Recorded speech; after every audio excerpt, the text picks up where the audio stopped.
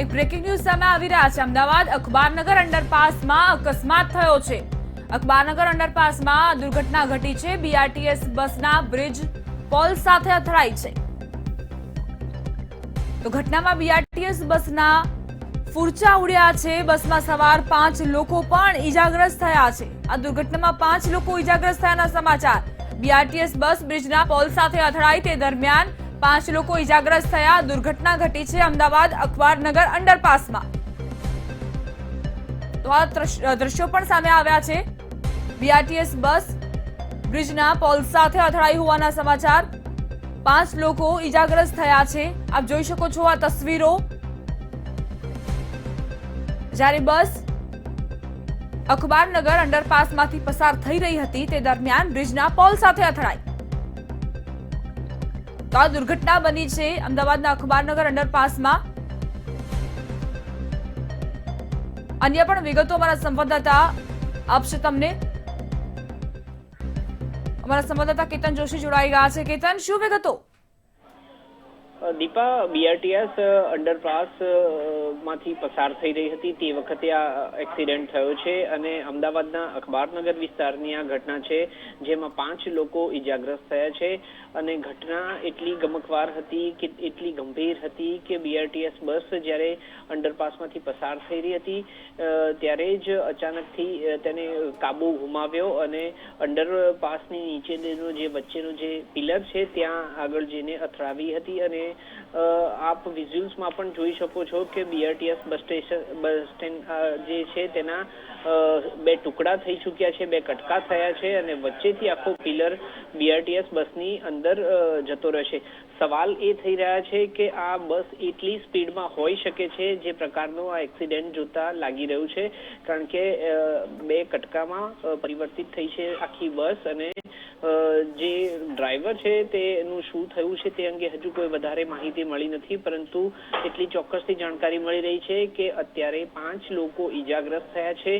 સવાલો ઘણા થઈ રહ્યા છે કે અંડરપાસ આમ જોવા જઈએ તો શરૂઆતમાં જ બમ્પ જેવું છે, કારણ કે તેમાં ડ્રેનેજની લાઈન આવેલી છે, એટલે આ અંડરપાસની જે રચના જે છે તે એટલી સ્પીડમાં બસ ચલાવી શકાય તે પ્રકારની નથી, પરંતુ તેમ છતાંય સવાલો અનેક થઈ રહ્યા છે કે બસ એવી તો કેટલી સ્પીડમાં હશે અને કેટલી હાઈ સ્પીડના કારણે આ એક્સિડન્ટ થયો।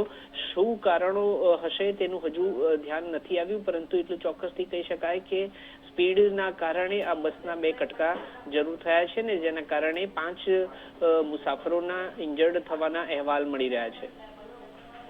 કેતન, 5 જે લોકો છે ઇન્જર્ડ થયા છે તે સિવાય કોઈ વધુ અપડેટ્સ કે ચાલક જે છે તેણે સ્ટેરિંગ પરથી કાબુ ગુમાવ્યો, જે બસ હતી તે તેની ગતિ ઝડપી હતી અને અત્યારની શું સ્થિતિ છે? આ તમામ જે 5 ઈજાગ્રસ્તો હતા તેમને હોસ્પિટલ ખાતે લઈ જવામાં આવ્યા કે કેમ? હોસ્પિટલ ખસેડી લેવામાં આવ્યા છે અને સૌથી મહત્વપૂર્ણ બાબત એ છે કે સવાલ અત્યારે એ જ થઈ રહ્યો છે કે આટલી સ્પીડમાં બસ કેવી રીતે આ અંડરપાસ નીચે પહોંચી હશે અને રસ્તામાં એવું તે શું થયું કે તેના કારણે ચાલક જે છે તેણે કાબુ ગુમાવ્યો। અનેક સવાલો પેદા થઈ રહ્યા છે, પરંતુ પોલીસ ઘટના સ્થળે છે અત્યારે હાલ અને પોલીસ દ્વારા જ વધુ માહિતી મળશે કે બસની બ્રેક ફેલ થઈ ચૂકી હતી કે કયા કારણોસર બસ ઉપર ચાલકે કાબુ ગુમાવ્યો અને તેના કારણે આ અકસ્માત સર્જાયો છે।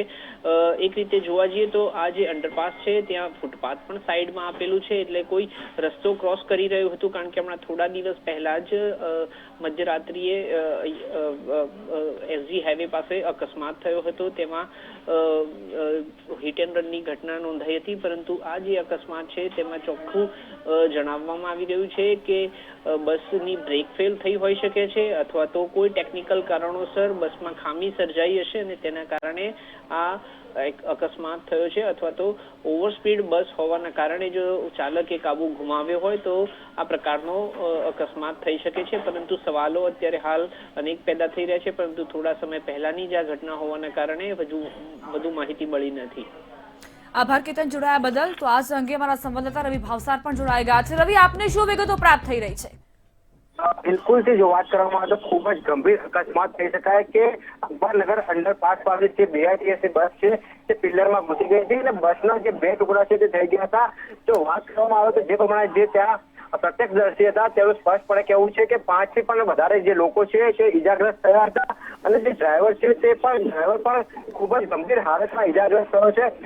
જો વાત કરવામાં આવે તો જે પ્રમાણે જે અકસ્માત થયો છે પ્રત્યક્ષદર્શી દ્વારા જે જણાવવામાં આવ્યું હતું કે આગળ એક 2 વ્હીલર ચાલક હતો અને તેને બચાવવા જતા જે બસ છે તે બસ પિલ્લરની અંદર ઘૂસી ગઈ અને બસના 2 જે ટુકડા છે તે થઈ ગયા હતા। હાલ જો વાત કરવામાં આવે તો સ્થાનિક પોલીસ અને ટ્રાફિક પોલીસ છે તે ઘટના સ્થળ પર પહોંચી ગઈ છે અને સાથે સાથે એમ્બ્યુલન્સ પણ છે તે ઘટના સ્થળ પર પહોંચી ગઈ છે અને જેટલા પણ ઈજાગ્રસ્તો છે તેમને સારવાર અર્થે હોસ્પિટલમાં લઈ જવામાં આવ્યા છે। જી રવિ, કારણ બહાર આવ્યું છે કે કેમ? એટલે કે આ ગતિ વધારે હોવાથી અકસ્માત થયો કે પછી સ્ટીયરિંગ પરથી કાબુ ગુમાવતા અકસ્માત થયો? દીપા, બિલકુલથી જે પ્રમાણે જે પ્રત્યક્ષદર્શીઓનું કહેવું છે કે બસની જે સ્પીડ હતી તે પણ વધારે હતી અને બસ ચાલક દ્વારા આગળ જે 2 વ્હીલર ચાલક હતો તેને બચાવવા જતા આ અકસ્માત જે થયો છે તેવું પ્રત્યક્ષદર્શીનું કહેવું છે। પરંતુ અત્યારે હાલ પોલીસ છે તે પણ ઘટના સ્થળે પહોંચી ગઈ છે અને સાથે સાથે જે એમ્બ્યુલન્સ છે તે પણ ઘટના સ્થળે પહોંચી ગઈ છે। આગળ જે કાયદેસરની કાર્યવાહી છે તે અત્યારે હાથ ધરવામાં આવી છે। FSLની જે તપાસ બાદ જ માલુમ પડશે કે બસની ઓવરસ્પીડના કારણે આ અકસ્માત થયો છે કે કેમ કે ડ્રાઈવરની બેદરકારીના કારણે અકસ્માત થયો છે। પરંતુ અત્યારે હાલ જે પોલીસની જે પ્રાથમિક જે રીતે જે લોકો છે અકસ્માતમાં ઘાયલ થયા છે તે લોકોને અત્યારે હાલ હોસ્પિટલ પહોંચાડવાની જે કામગીરી છે તે કરવામાં આવી રહી છે। જી રવિ, આજે દ્રશ્યો સામે આવ્યા છે તેમાં ચોક્કસપણે દેખાઈ રહ્યું છે કે બસના ફૂરચા ઉડ્યા છે અને જે ચાલક હશે તેની શું હાલત છે? ગંભીર રીતે ઈજાગ્રસ્ત થયો છે તે અને અન્ય મુસાફરોને પણ નાની મોટી ઈજાઓ થઈ છે કે ગંભીર રીતે ઘવાયા છે? દીપા, બિલકુલથી ખૂબ જ ગંભીર અને મોટો અકસ્માત થઈ શકાય કે જે પ્રમાણે જે બસ છે તે બસના 2 ટુકડા આગળથી થઈ ગયા છે। જો વાત કરવામાં આવે તો જે પ્રમાણે જે પ્રત્યક્ષદર્શીઓ દ્વારા કહેવામાં આવ્યું છે કે બસ ચાલક હતો તે પણ ખૂબ જ ગંભીર ઈજાગ્રસ્ત થયો છે। 5 થી પણ વધારે જે બસના મુસાફરો છે તે પણ અત્યારે હાલ ઈજાગ્રસ્ત થયેલા હતા અને તે લોકોના હોસ્પિટલ ખાતે ખસેડવામાં આવી રહ્યા છે।